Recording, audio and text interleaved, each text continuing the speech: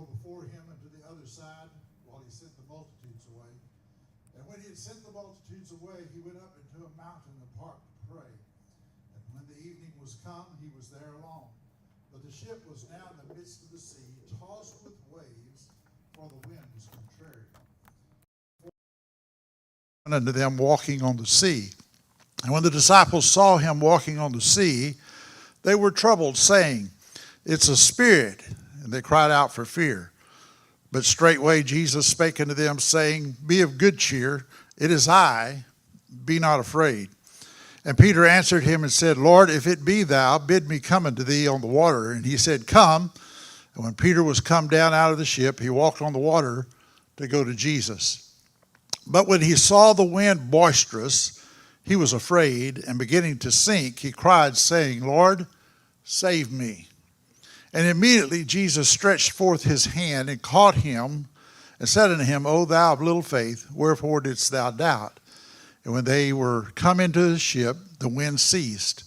Then they that were in the ship came and worshipped him, saying, Of a truth thou art the Son of God. Amen. We'll go a little bit different direction on this morning, if you'll allow me to. We preach on this quite a bit, and we're going to still touch on the main points, but something just a little bit different if we can. I had a late model 1968 GMC pickup. This is a pretty nice truck, 327, 326 engine, diamond rolled and tucked interior. It was painted black with gold metal flakes, 3 coats of clear lacquer paint over it. It was a pretty nice little truck. But when I got it, the windshield was perfect, and I could see everything, no cracks, no dings, no nothing. It was pretty clear. Then one day I was driving to work in a dump truck hauling rocks, threw one off and hit right in the center of where I looked when I drove. So now I'm doing this number as I'm driving, trying to see around it. Needless to say, I was constantly doing that. I was just looking here and there. And then winter came, and I turned on the heater. And when I did, that thing says this way, all the way across. There was a crack that formed in both directions, all the way across the windshield. And but that wasn't bad enough. At the time, we were living on Hopper Road. It was before Hopper Road was a boulevard. Matter of fact, they were in process of putting in the boulevard on Hopper Road. So you couldn't park in your driveway on our side at that time. You had to park on the side of the road. So Brenda and I went on vacation, and when we come back, my truck parked on the side of the road. Somebody had come by and thrown a beer bottle through the windshield on the passenger side. Well, that windshield had to be replaced, and now I told you that story to tell you this. Suppose there's a window in your heart through which we see God.